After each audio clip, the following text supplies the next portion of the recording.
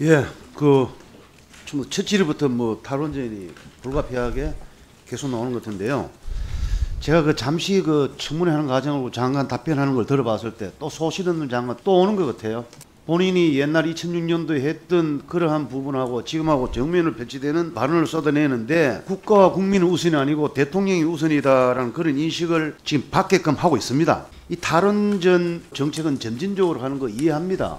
또 신재생 에너지도 점진적으로 갔을 때 어느 국민이 그걸 반대하겠습니다. 지금은 급진적이다 얘기죠. 탈원전도 급진적이고 신재생 에너지도 급진적이니까 그런 우려를 전하는 겁니다. 우리나라는 원전을 줄이고 수출을 왜 하는데요? 이를 배반적으로 지금 정부 정책이 있다는 소리 아닙니까? 지금 우리나라 원전이 진도 7에도 견딜 수 있는 그러한 구조로 돼 있죠. 설계돼 있죠. 네, 그렇습니다. 그죠? 네. 지금까지 원전 지진 나가지고 단 한 명이라도 우리나라에 그런 피해자가 있고 방사능이 노출되고 이런 예가 있나요? 있습니까? 그런 상황이 발생하면 안 된다고 안 되지, 생각합니다. 그죠? 그런 거 대비해가지고 지난번에 후쿠시마 그 사고 났을 때 보강하고 그랬었지요. 네, 그렇습니다. 그래서 그런 부분을 그대로 전해줘야지 장관 후보자가 말이에요. 그거 와가지고 그렇게 성의 없이 답변을 해요.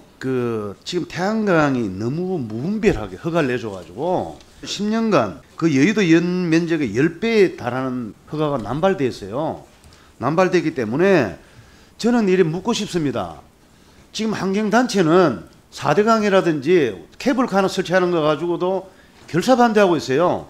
이번에 여름에 폭우에 태양광이 어떻게 절단났는지 우리 후보자 알고 있습니까?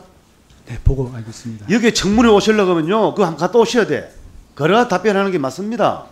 자, 우리 태양광이 지금 급진적으로 지금 전국에 막 온 산을 디비고 논밭을 살림을 해서 너무 많이 하니까 그런 부분의 효율성이라든지 이런 부분을 지적하는데 환경단체는 지금 그런 부분을 한 번도 내가 이기하는 걸 못 들어본 것 같아요. 4대강이라든지 케이블카 설치 뭐하러 하잖아요. 산림 훼손한다고. 태양광을 우리 정부가 피폐한 부분에서 전혀 발표를 안 하고 있어요. 예를 들어서요. 미국 타임지가 미국의 환경 영웅으로 선정한 마이클 셀렌버그 이 환경운동가들이 조사한 바에 따르면은 재생에너지가 배출하는 독성 물질이 원전에 300배 달한다고 합니다. 300배요. 그러면은 원전은 뭐가 나오느냐? 단위 에너지 생산량에 대비하면은 플루토늄이 아주 극소량이 나온다 하더라고요. 그런데 태양광에는 비소나 나 발암 물질이 대량으로 발생한다는 겁니다. 그리고 이런 부분이 있는데 우리 국민들한테 이런 부분을 정부가 있는 그대로 밝혀야 되는 게 맞는 거 아닙니까? 태양광 발전의 이산화탄소 배출량은 원전의 3배가 넘고 어떻게 보면은 신생에너지가 독이라고 저는 그렇게 칭하고 싶습니다. 지금 현재로서는 이런 정부와 재생에너지 지지자들이 이렇게 얘기하더라고. 햇빛과 바람은 계산선을 보내오지 않는다. 이렇게 주장하던데 그렇게 저렴한 에너지라고 강조하는 것이죠. 그런데 실상은 이게 햇빛과 바람은 계산선을 많이 보내온다고 지금 그렇게 보고 있습니다.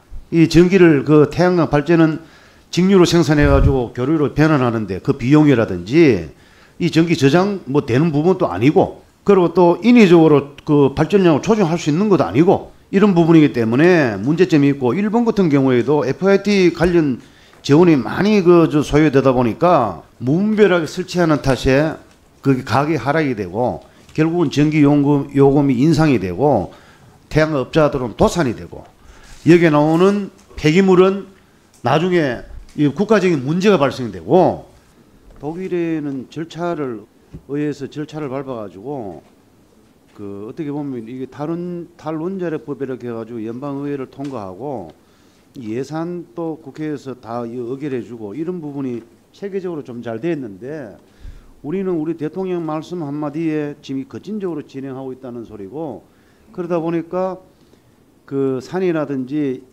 자연 훼손이 너무 워낙 심각하고 이번에 장마 폭우가 왔을 때 거기에 대한 피폐한기 그대로 드러났고 중국도 이미 태양광 폐기물은 처리를 못해가지고 고비 사막에 어마어마한 양을 쌓아놓고 있다고 합니다. 이런 부분이 이제 환경 폐기물이 될 수밖에 없는 그런 구조라고 저는 보고 있거든요. 이제 독일의 전기 요금이 많이 올라갔다는 건 다 알고 계시죠? 네, 알고 있습니다. 태양광 비중을 올리면은 아무래면 원전 되면은 전기 요금이 올라갈 수밖에 없겠지, 그죠? 맞습니까? 맞습니까? 예, 그 기술력이 확보되지 않은 상태에서 그 2000년부터 2013년까지 매우 급격했고요. 그렇게 2013년 한전이 지금 이후로부터는 적장을 하고 안정되고 한수원이 적장을 하는데 전기요금 안 올린다는 게 그게 앞뒤가 맞지 않잖아요. 전기요금이 올라가야 된다는 거는 독일도 이거를 신재생에너지를 추진할 때 전기요금을 올리지 않는다고 했는데 2배 이상 전기요금이 올라갔고, 또 하나는 독일에 또 이런 부분이 또 있더라고요. 전기요금이 독일이 가장 쌌던 나라에, 세계에서 가장 쌌던 나라에서 지금 비싼 나라로 됐고, 또 하나는 그 전기요금 외에 재생에너지법 부과금이라 그래가지고 킬로와트당 2000년에서 2017년까지 보면 35배가 인상이 되었어요. 그러니까 어떤 시기든지 올라갈 수밖에 없는 구조다. 우리가 태양광 판넬을 지금 보면은 대다수가 지금 중국산이거든요. 그거 알고 계시죠, 후보자께서요? 저희 국산하고 수입은 중국산이 제일 많은 걸로 알고 있습니다. 중국산이 많지, 그죠? 그래서 이 국내에서도 그런 더 좋은 경쟁력이 있음에도 불구하고 그 시장 그 논리로 해가지고 중국산이 대량으로 막 들어오는데, 그런 부분에 대응책은 있습니까? 지금 현재 그래도 많이 국산을 이렇게 해서 저희들이 부품 같은 경우 한 70%는 저희가 자립을 하고 있고요. 나머지 부분에 대해서 이제 수입을 현재 하고 있는 걸로 알고 있습니다. 그 신재생 에너지를 보급을 싫어하는 국민은 아마 없을 겁니다. 신재생 에너지를 가는 과정에서 전기 요금이라든지 또 다른 그 환경적인 문제 되는 걸 국민들한테 산자부는 있는 그대로 이익해 줄 의무가 있는 겁니다.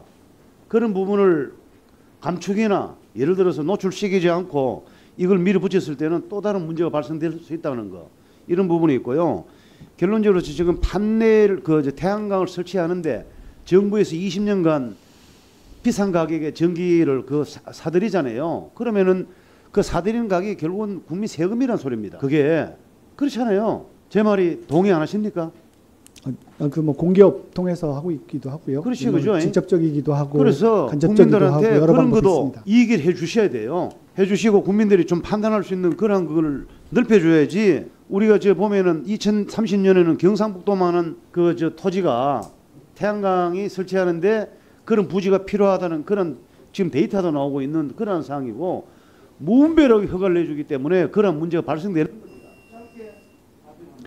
네, 그 신재생 에너지 사업을 추진하면서 나올 수 있는 여러 가지 우려들을 최소화시키는 것이 가장 중요하다고 생각을 합니다. 부지 문제 같은 경우, 또 폐기물 처리 문제 같은 경우, 정부에서 지금 현재 많은 대책과 또 내용들을 마련해서 추진하고 있습니다만은 계속 수정 보완하고 발전시켜가면서 정말 이쪽 부분이 부작용 최소화하고 저희 성장 동력으로 나갈 수 있도록 최선의 노력을 다하겠습니다. 체르노빌은 인재잖아. 인재지요. 네. 그죠?